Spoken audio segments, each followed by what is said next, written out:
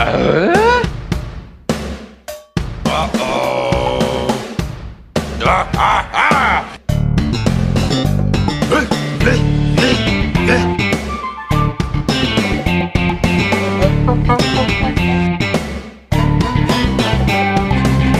Uh-oh.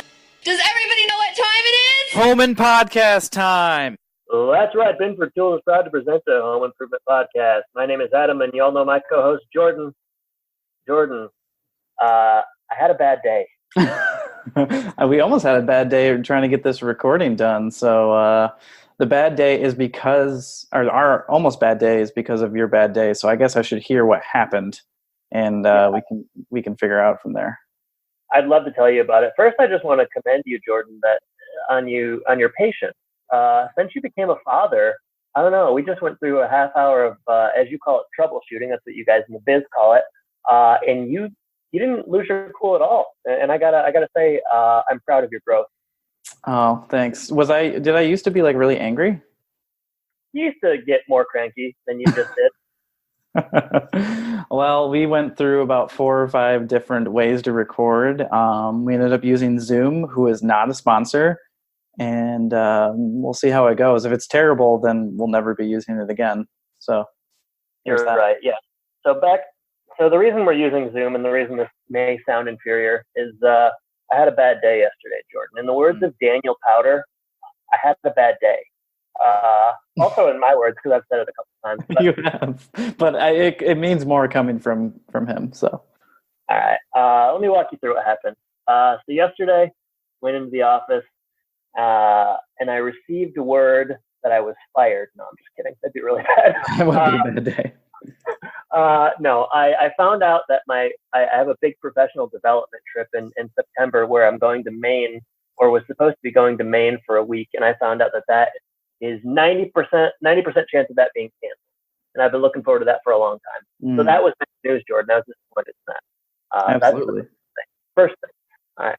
So, that kind of colors the rest of my day. I'm cranky, I'm grouchy, I'm ready to go home. So I hopped the train. That's the Amtrak Hiawatha running from Chicago Union Station to Milwaukee Intermodal Station. Everybody probably knows that, but just put it out there in case you didn't. And all of a sudden, about 10 minutes from final stop, the train just dies. It's dead. They can't move it. We're stuck there. We sit on the train for about a half hour, and then we get out, and they say, okay, we're going to get some buses to come pick you guys up from here, and we're going to take you to your destination. Mind you, the destination is probably only about 10 minutes by car. So get out of there. They say it's going to be 10 or 15 minutes for the bus. Probably about an hour. So we're looking at about, I'm running about an hour and a half late as is. I mean, I don't have anything going on, but it's frustrating stuff, Jordan, at the end of the day to have to wait that long to get home when you're so close to being home. With me so far? I'm with you. It sounds like a no good, very bad day. I can't believe it's going to get worse. Yeah, it's actually the worst part is coming up. Oh, okay. So I don't know if you guys have these, probably not in St. Cloud, but in Orlando, there's these new like scooters that are kind of overtaking larger cities. You know about these? I've heard of these scooters taking over town. You've heard of them? I've heard of them. I have not seen them, but yes, I've heard of them. Okay, so maybe listeners know, but there's just like, I don't know, motorized scooters are overtaking cities. So Milwaukee, the last like month or so, they've dropped like 1,000 scooters from like 3 different brands, and they're all over Milwaukee. You use your phone, and they're motorized, and you can take them on the road, which is kind of unsafe, but you're not supposed to ride them on the sidewalk, so you take them on the road. And I've been really wanting to drive one for a while, but hadn't been able to.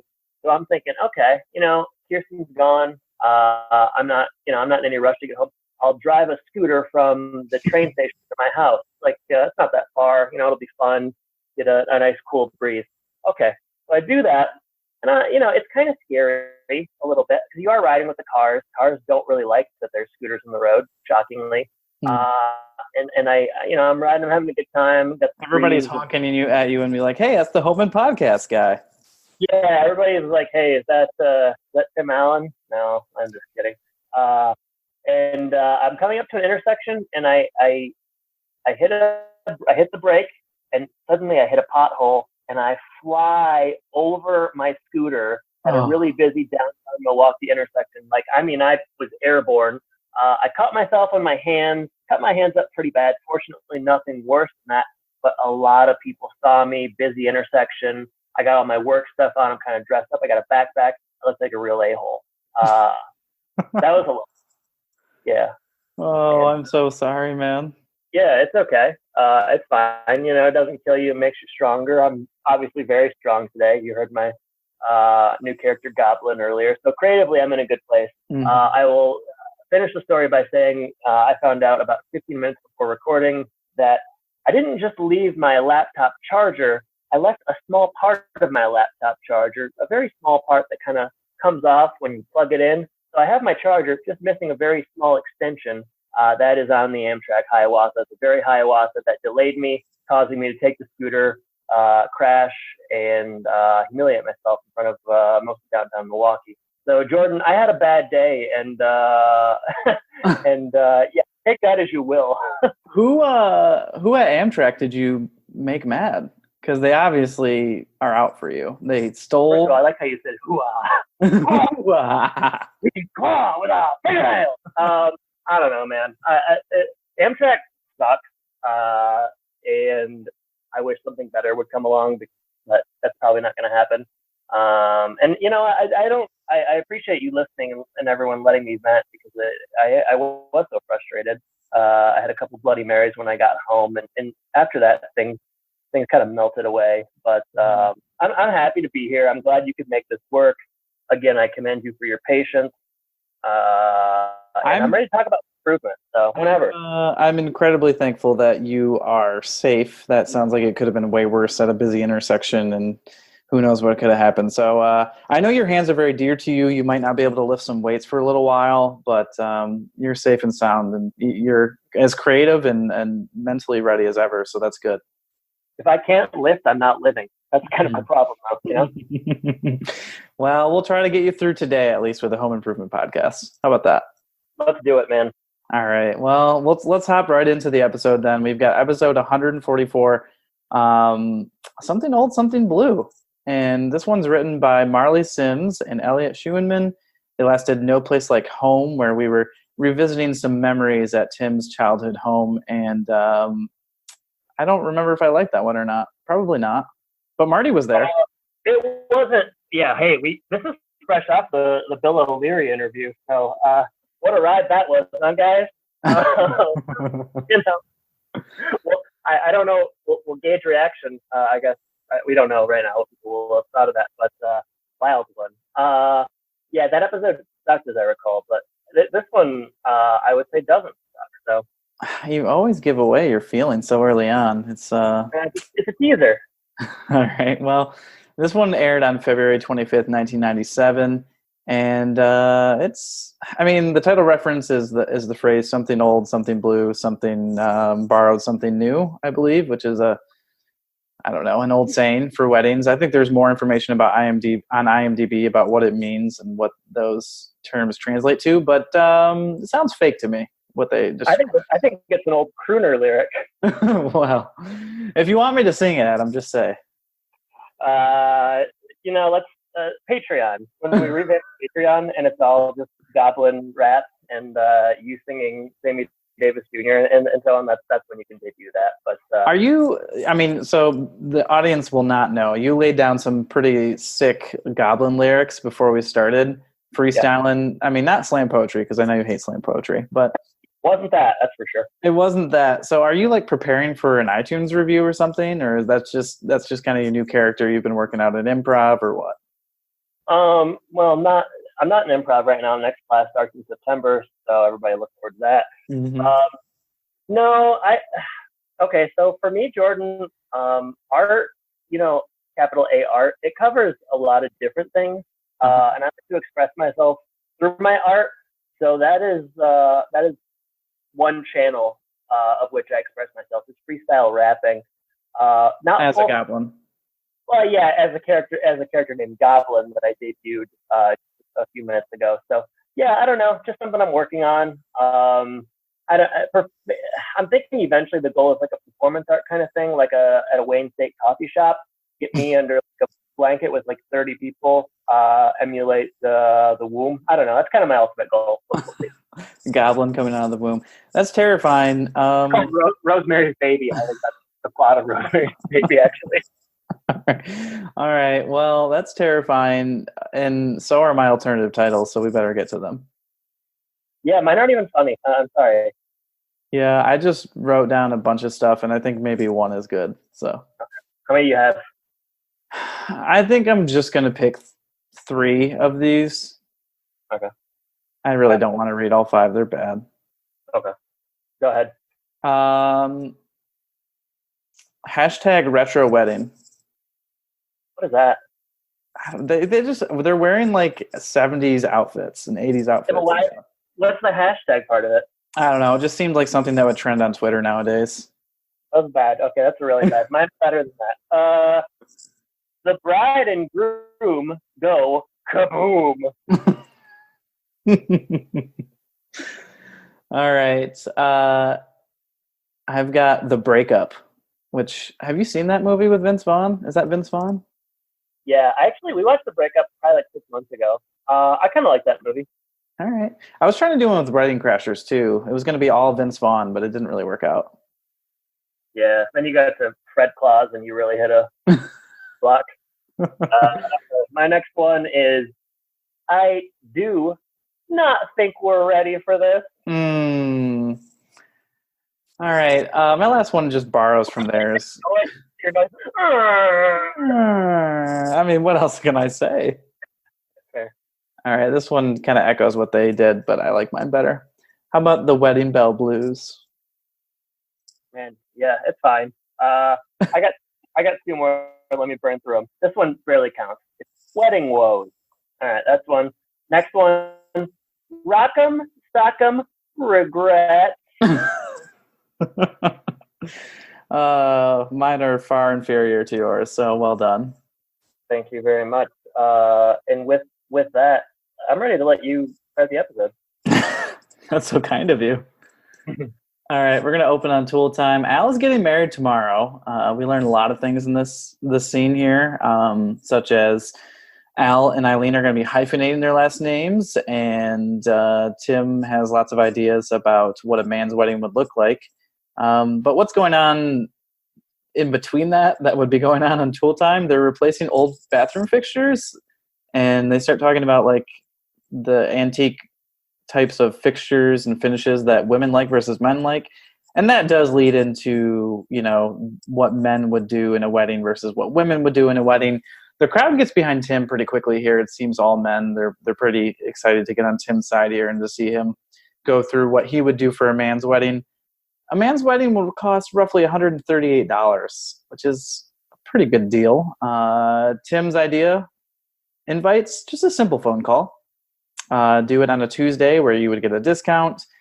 And the cake, I would imagine that he rolls out here is probably what's going to cost at least $100. It's as you mentioned, a Rock'em Sock'em cake where there are a husband or a groom and a bride, and they're kind of punching each other, and that's what marriage is going to look like. So I like it. I like the cake. I like the scene. It's pretty good. Yeah, I think a couple of stray notes ahead here. The hyphenate last name really gets a big laugh, which is a sign of the time, I would say. People really thought that was funny, which nowadays not so much.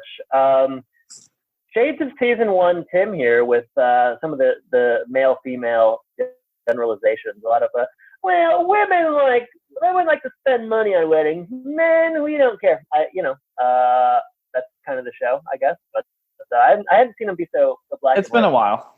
Yeah, it's been a while. Other than that, it was all right. I like the cake too. So and it does establish what is to come in the rest of the episode. So that's kind of what you want out of an opening scene. Am I right or am I right? You're right. I did think it was funny. There's a line where Tim is talking about women overdoing stuff, which is kind of funny coming from Tim, because how often does he overdo basically any sort of power job or anything like that? So I also wanted to ask, what did your wedding cost? It wasn't cheap. It wasn't $138. Oh man, come on, just give us a number. Also, how much do you make? Adam, one day you'll find out. Oh man, yeah. I don't know when that day will. But yeah, let's look at. All right, maybe not on air. How about that? Oh, yeah, okay, fine, sure. All right, All but right. just later today. Next scene, home. Tim is prepping for Al's bachelor party, which is tonight. The boys want to go. They seem to not really understand what the bachelor party is. Like, they think it's going to be just like kind of lame. I don't know. When I think of bachelor parties, I don't think I perceive them as just like snore fest, but maybe they're just going off of what they know about Al. Jill is also mad because she watched Tool Time and she saw what Tim said, and she doesn't think that's quite fair. And boy, is she wrong. I know. Tim was so on the nose with that. I mean, seriously. Yeah, Tim, there's a lot of jokes here where like Tim, she says, how could you stereotype women like that? And he says, you'll have to be more specific. So he knows that he does this quite a bit. There are good jokes in this episode. I didn't write a lot of them down, but I felt like I did chuckle quite a bit. Yeah. We do learn a little bit about Tim's bachelor party. And I mean, we don't learn much, but we do know that there was a stripper. Yeah, that's it's sort of like yours. Yeah. Yeah, exactly the same. I like that at your bachelor party we played basketball at our old high school gym, and it was a little weird when you did bring that dancer in there. This kind of seemed like I thought the cheerleader outfit worked. Well, I don't know why you had to wear it. I've never understood bachelor parties, so yeah. I'll take the next scene, Jordan, if you don't mind. I don't. Okay, we're at Big Mike's Tavern, and oh man, we get something here that I really like, and I wonder if you saw this or not. So it's we get the punchline of a joke without the setup. So it's the punchline Harry delivers when he opens the scene is he says $50, Senator, same as it is in town, which is of course akin to Polywana Lawyer from several years ago. And I'm just wondering, what's the setup to that joke? Did that strike you at all? What do you think led to that? Well, I'm trying to think. So they're at a bachelor party. They're being pretty crude. And you said something about Senator, right? Yeah, the exact line is, she says, Senator, it's $50, same as it is in town. So maybe it's some sort of like prostitution type joke. I mean, obviously, but what's the setup? Come on. I tried to look it up online. The only thing I could find is like there's a lot of jokes where it's like, I'm not blank. It's actually usually like unfortunately used as like a gay joke, which is pretty dated. But people will say like it's like I'm not blank, but $50 is $50 kind of joke, and I don't know if it's supposed to be like that or not. But or maybe there is no setup to the joke at all. But yeah, that was. I do like getting only the punchlines. Yeah, it throws us back to Polywana Lawyer, which we love. Did you notice that there's the I don't go that way type of guy here? He's the bartender. He in the background. I like that guy. He's always there. He's playing Milton, the bartender. So I don't know what happened to Big Mike, but Milton's there. He died of a coronary heart attack. Too many stinkies. Everybody's there. You got Cal. You got Benny. You got Harry. You got Wilson, you got Marty, you got Du Bois, and they're just mostly they're just like ragging on marriage and talking about how miserable they are, and it's a lot of lame kind of marriage jokes.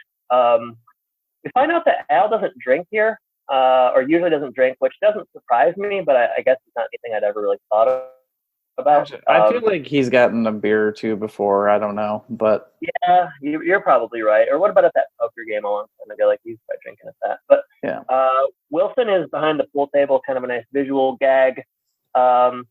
Eventually, Tim does say some nice things about marriage. He's the only one that really will, but he says some nice things. They give Al a demolition hammer as like a gift, and he's very, very excited about that. Al starts drinking. He agrees to kind of let loose, and this is where we find out from a private conversation with Tim that he's worried he hasn't found the right woman. Eileen might not be the woman that he thought she was, I guess. I don't know. Yeah, he's asking Tim. I think they're playing pool just alone, and Alice, like you said, starting to have doubts. And he's, how do I know if I found the right woman? And and Tim is like trying to steer him back on track. He's like, "You do know, do you? Don't you?" And a lot of that kind of conversation. So yeah, I don't know. Is it cold feet? Is it something else? We're gonna find out. And Sure. yeah, we find out in the next scene that the boys are working late on basically decorating Al's car. I don't know if they're going to do it nice or it's like a prank. It's hard to tell. But you get the indication when Jill comes home and sends them to do it to Tim's car instead that it's not going to be exactly beautiful and a great send-off. The boys are dismissed. Tim and Jill are now talking. And they also brought Al home. So Tim forced Al to come home so that they could all talk about this. Jill instantly blames and assaults Tim for, talking so bad about marriage, which is what kind of all of them were doing, except for the end of that scene earlier when they kind of bring it back and all do a toast to marriage and stuff like that. So I guess there was a slight threat of undermining that type of thing. But, Jill says it's just cold feet, shares her experience about getting married to Tim. She had to be kicked or dragged out while she was kicking and screaming. Tim's not happy to hear about this. He hasn't heard about this before, and we're going to get this joke a few times in this episode, but I guess he's a little unnerved by it. And Al trying to explain a little bit about what's going wrong here, because we haven't seen a lot of Al and Eileen for a long time, and every time we have seen them, they've been kind of madly in love. So they try to catch up on that, I guess. I don't know exactly what they're trying to pull off here, but she's too nice. She doesn't get annoyed. He wants someone feisty, someone like Barbara Walters, which was really funny to me. A very funny line. And then he decides he just needs to go home and decide if there's something there or just wild, unbridled sex. And that is enough to give Jill and Tim some heebie-jeebies. See, I was the opposite. I was sort of salivating when I heard that. Kind of brought me into the episode. It's funny. The Barbara Walters joke is particularly good. I think Al wants a feisty woman. He seems like he's such a sensitive guy. I'm not sure how that would work, but he knows he doesn't want Eileen, which I guess is the point. As you said, man, we have not seen them together it's hard to tell like how many episodes, because this show just seems like we've been doing it for most of our lives, and I have lost track of time. But I feel like it's been, not really much throughout this season. Would you say that? Yeah, I'm not sure if there has been one episode this season where they're together. Man, if ever we could have made it work with Sherry Hersey and getting her on the show, but she wouldn't never fully commit. We could have had information on this, but I don't know. That's all right. We got Bill O'Leary, so we're fine. Rock bottom regrets. Yeah, Bill O'Leary. Yeah, that guy. He is crazy man. Wedding day time. Do you want to take it away? Yeah, I do. Speaking on this matter, I have a bachelor party forthcoming, Jordan, with a former roommate of yours. Oh man, what do you got planned? Why don't you go ahead and guess the destination? I'll give you one guess where the destination is for the bachelor party. See if you can get it. Oh man. Well, I mean, it's very cliche. Is it Vegas? Yeah, baby. Oh man. It's gonna be like The Hangover all over again. I can't wait to spend a lot of money to go to Las Vegas, a place I've been 5 times before. Whatever. Yeah. You're invited too, so you can come with me if you want. Oh, thanks. I'm more interested in Sam's. I don't know what he's got planned. I forgot he was engaged. You guys are going. Where would you go? Probably like Soaring Eagle Casino or something. TBD. All right, I'll take this next one. All right, we're home. Boys are getting ready for the wedding. They're looking dapper, dude. They've received word that the wedding is off, and then they've received word from Al that the wedding is on, and vice versa. Pretty indecisive. Jill comes down, and her gown is, I guess I would describe as like Princess Peach styling. Yeah, it's like cotton candy and all that stuff. Very, very, very bubblegum pink. Yeah, it's goofy as well. Tim is wearing a I guess you would call it powder blue, not dissimilar from the Dumb and Dumber suits that they wear, and it's bad. And that's really all I have for this. Am I missing anything? No, yeah, it's like you said, you covered everything there. So it's a quick scene, but then they move on to the actual wedding day, like getting at the ceremony, and Al has shown up, so he's ready to take the plunge. T minus 11 minutes until showtime, and things are really kind of like frazzled here. So everybody's kind of running around. Which I like the idea that you could. Okay, so like I've been in a couple of weddings, and like I feel like humble brag. Yeah, seriously, people really like me. I've been in quite a few weddings. No, like that, not yours, mind you. A lot of other weddings. Awkward. There's no resentment. It sounds like. No, it's fine. I don't give a shit. No, I feel like before weddings, it's all downtime, and like you just have hours and hours to like kill, and it's just like you're just waiting and waiting. I like the idea for this wedding that they're like they haven't gotten photos taken. It's like 11 minutes till the wedding starts. They're just like rushing, taking photos. Nobody's there. Nobody's dressed. Just really chaotic, which I thought was kind of funny. Real fly-by-night operation. Yeah, it's not good. So much so they're I don't know, they start having conversations. Jill and Eileen are alone together while other stuff is going outside. Eileen looks great, but she has the jitters. And Tim comes in, hears that same story about Jill being freaked out to marry Tim. And Eileen has the same doubts and has been having the same doubts for a couple of months. So this isn't just, happening overnight or anything like that. This has been going for a while. The old charming things are now annoying, which I guess is kind of echoing what Al said earlier.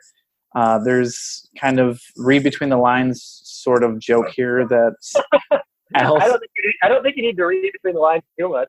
All right, well, Al snorts after sex. Not attractive, I guess. It's that snort that he does when he tells a joke. So things like that are just no longer charming for Eileen. And Jill is trying to encourage her to talk to Al, and maybe they can work it out. And they head out for pictures, like you said. It's very rushed. And Eileen and Al are together moments before the altar. And there's some pictures happening here. You've got the photographer like taking pictures, and they start sharing their doubts together. And they go to the well too much with this like photographer saying, "Look here," as they're discussing basically breaking up. But the first time, I think it's pretty funny. And I liked it. I liked it. I think every time. I thought it worked for me. I guess I don't know. I feel like they did it like 4 times. I think maybe twice would have been fine. But they realize that both of them are having doubts and they need to talk more about this. So the wedding's going to be delayed a little bit. Yeah, a couple things that I wanted to chime in with here. I like how everyone that is in Home Improvement is in this wedding. Like Eileen has Heidi as one of her like matrons of honor. Yeah. Like, have we ever seen them interact? Like, would they ever be friends? And obviously Wilson is in Al's wedding, so he's hiding behind like a bike or something. But it's just like, man, I just thought it was funny how like every kind of main / supporting character in the show happens to be in this wedding. I don't know. Too bad they didn't bring back the Meat Man for this. Yeah, or Marie. I heard she could walk down the aisle with her locket. It would have been pretty awkward if the Meat Man was on Al's, standing for Al, and then Marie was on the other side. I mean, dude, he's definitely. What kind of a gift is he given? Just like a bunch of steaks. I mean, the longest sausage you've ever seen. Are you talking about Al after he snorts or what? I did notice that Marty, though, is in kind of just casual. Marty's not in the wedding. Marty's not in the wedding. That's it. Yeah. Hey, Al, don't blame me on that one. Got a dry line somewhere. Yeah. I guess I'll pick it up. So later, we don't know how long the delay has been. They come out and they kind of play a little bit coy by saying, "Oh, we worked it all out." Jill assumes that this means that they're getting married, but no, they're going to not get married and stay as close friends, which has that ever actually happened? I know about it. But Al's mother finds out. Camera shakes because she is so heavy. Not my favorite joke this episode. Although right before this, Benny makes a joke where he says, "Does that mean she's available?" Which I laughed at. Also, Benny has a good joke earlier where he thinks hyphen is Ukrainian. And Which he was funny. he doesn't know who Churchill is. What does he say about Yeah. Churchill? He says Churchill is like, what does he say? Churchill. Oh man, it's like, I don't know. Does he think He says, "Is he playing at Vegas or something like that?" Oh yeah, like he's a comedian or something. Yeah. So yeah, I mean, an episode where Benny's funny, that's great. So rarity. Yeah.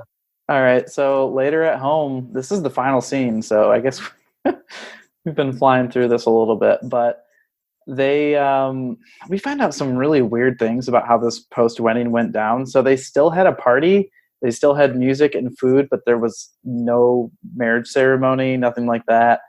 And I can't imagine how that would be. I guess, good food. I don't know. It's just very strange. What do people do with all their gifts, all that kind of stuff?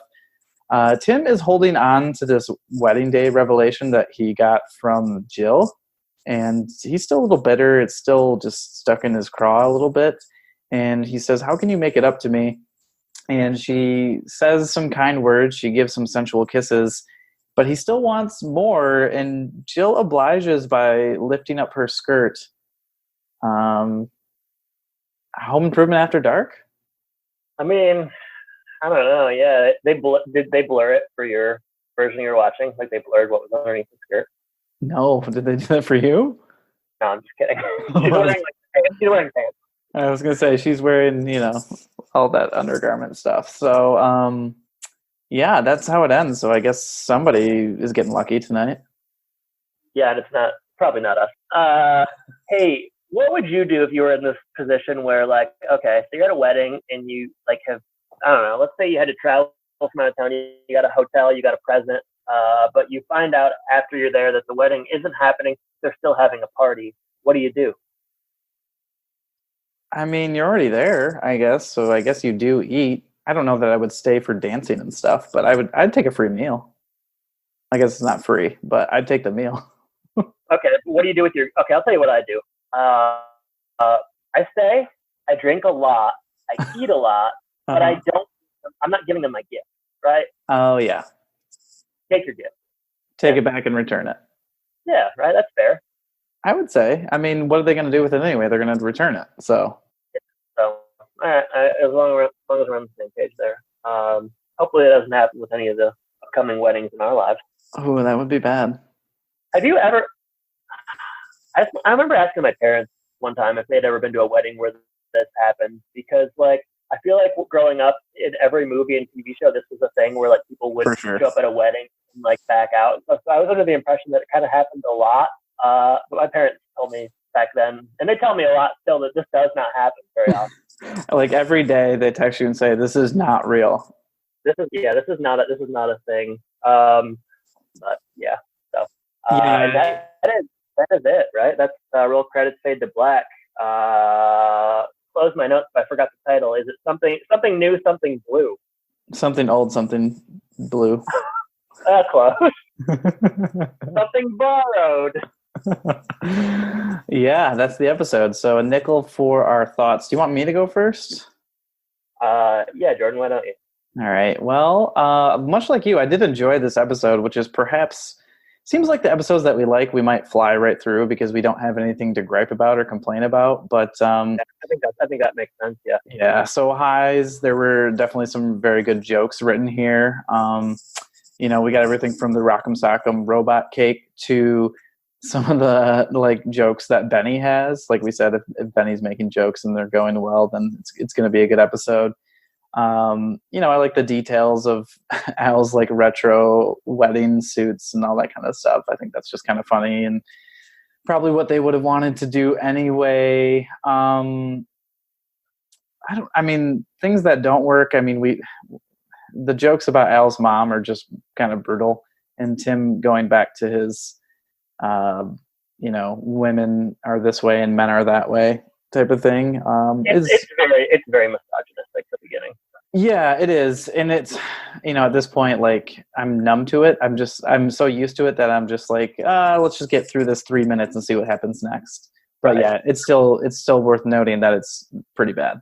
But we get big mics, we get all the boys together. Not a lot of the younger boys, the Taylor boys, but that's okay. There's enough going on here where it's not like bad. So yeah, I enjoyed it. Tim enjoys the end of it. So did you enjoy it?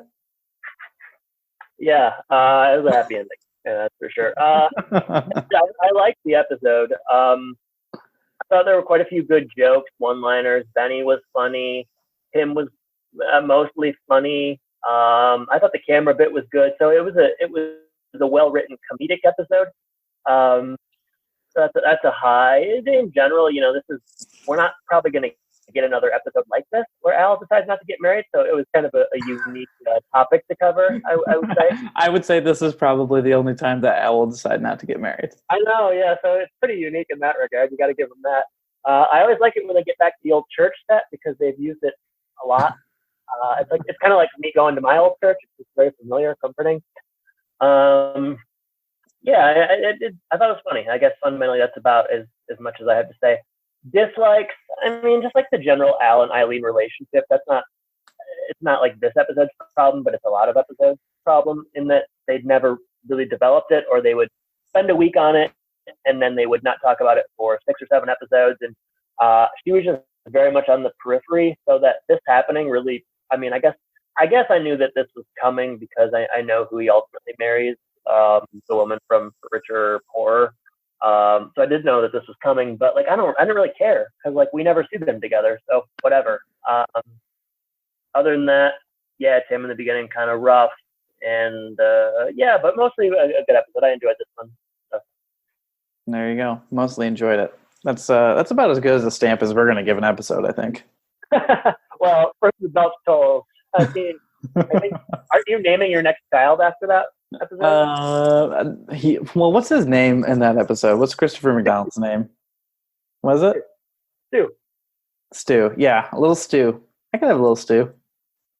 Yeah, me too. A little bit of crackers on top. Grab a spoon. Yum. What kind of crackers? Oyster crackers or?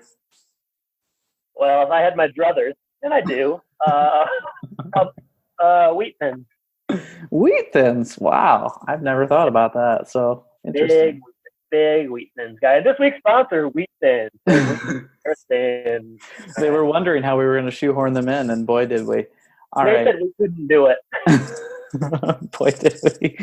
All right, let's. I guess let's move to Sean's social media corner. If you want to reach out to us, go to thehomeandpodcast.com. We're on Facebook and Twitter at Home and Podcast.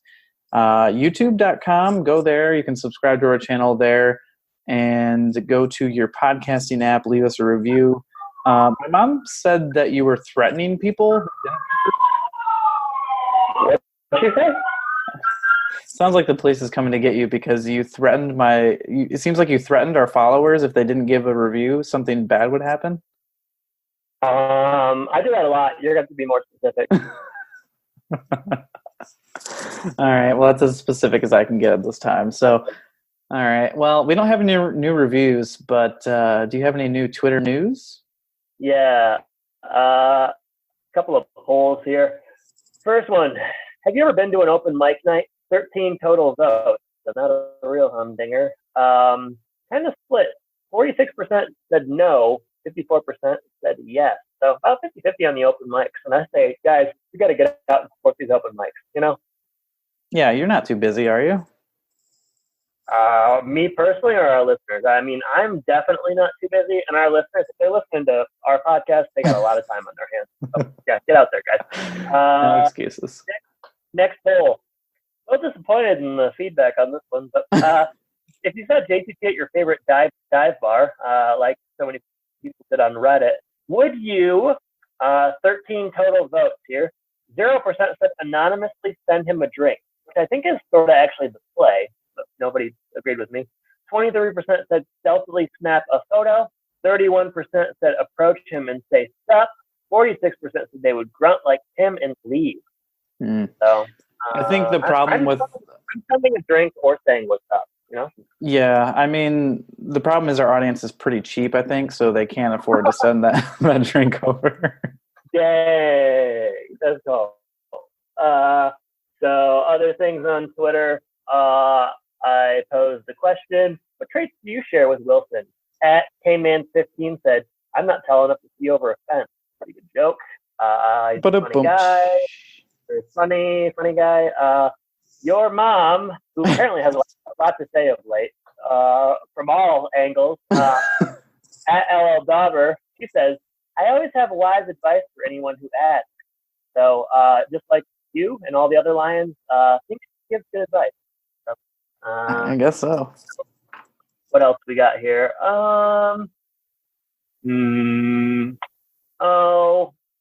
Somebody tweeted a bunch of like tools at us thinking that we were something else. They did that on Facebook too. The same company? Yeah, they just tagged us in it. That's so funny. It's a set of, I'll give them a plug, sure. It's at Advocate Inc. for you. Check out this hashtag vintage set of two vintage, again, 70s brass bronze hand rail brackets with mounting hardware. Free shipping. Basically, it's just old tools, I guess. I don't know. It doesn't seem that cool to me, but they thought we'd be into it, and I retweeted them, so I guess they got what they wanted. You played right into their hands, Goblin. Goblin always doing those kind of predictable things. That's about all I got on Twitter. Follow us for the fun. 726 followers. It would be great next week if we could add a zero to that. 7,260. I don't know if it's doable, but I'd like to try. I mean, seems like a lofty goal, but why not? We should have a contest to see who can get more followers over a week. Our Twitter channel or you on YouTube. I think I know who's going to win that one. Yeah, me too. Let's do it. All right. So you hear it here first. Are we going to get more YouTube subscribers or are we going to get more Twitter followers? And this is going to be as of the day that this airs, I suppose. Oh, yeah. Also, caveat, you can't post about YouTube on Twitter. Because that's cross-contamination. So I'm supposed to post to only 18 people who can see us? Am I going to have to pay for ads? That's going to come out of your pocket, Adam. Hey, man, you do what you got to do to win. Because you're talking like a loser right now. All right. Well, I'm ready to lose. That's okay. All right. That's all I got. Yeah. So. All right. Well, that leads us. We don't have any new reviews or anything, and we really don't have a lot to talk about in regards to the interview since we are recording before we release that. So we'll have a lot more to say about that on the next episode. With that, I don't know. I mean, question of the week. You've never gotten married, so I guess we can't talk about that. You can talk about my wedding if you want. Be careful, though. Oh, yeah. Like what, man? I gotta be careful. Your wedding was fun. Like I mentioned earlier, was not standing up with you. So, I mean, you know, that was. So you had no pressure. Still don't really understand what happened there, but I'm kidding. There's my two people. I am your third best friend, apparently. You know, good to win that day. Yeah, start a home podcast, home improvement podcast. I'm like, okay. No, it was fun, Jordan. I remember, and I don't know if I've said this on air before, but after your wedding, I was with you going to the mall running some errands because apparently I didn't have a social life back then. Was this the night of the wedding? It just kind of ended early, and we went to the mall. No, it was a couple days later because you were moving. You were moving to Florida pretty quickly after. We went to Genesee Valley Mall, iconic mall. I would call it iconic, and you got a call from like the liquor company finding out how much the booze cost at your wedding, and your face like went like a pale white, and you gulped like a cartoon wolf, and you were very distraught by the cost of the booze. And I probably played a role in that, I gotta say. I suspect that you and the people that were hanging out with you that night were the main culprits, but that's all right. Hey, man, you had it, you know, got to drink it. And I had a lot of fun because of that. And without that, I don't know if it's that good of a wedding. For a while, you told me it was one of the best weddings you've ever been to. Is that still the case? I mean, you can be honest with me. I remember it being fun. Yeah, I don't know best, worst. It was somewhere in that way. It's hard to remember everything that happened that night, I guess, huh? Based on the alcohol bill. No, I remember everything. I remember I got an ear infection the day after, and I still can't hear very well as a result. So that's kind of the big takeaway from your wedding is I got an ear infection. So same for me. You almost sued me. Yeah, we're in litigation right now. What are we covering next? Next week is going to be almost what happened earlier today, communication breakdown. Oh, all right, cool. Well, hopefully it'll sound better. I'll get a new charger for my laptop, or I don't know, find the old one. We'll see what happens. Jordan, thank you for joining me. Listeners, thank you for listening. And I guess I should say, take care. Take care, everybody.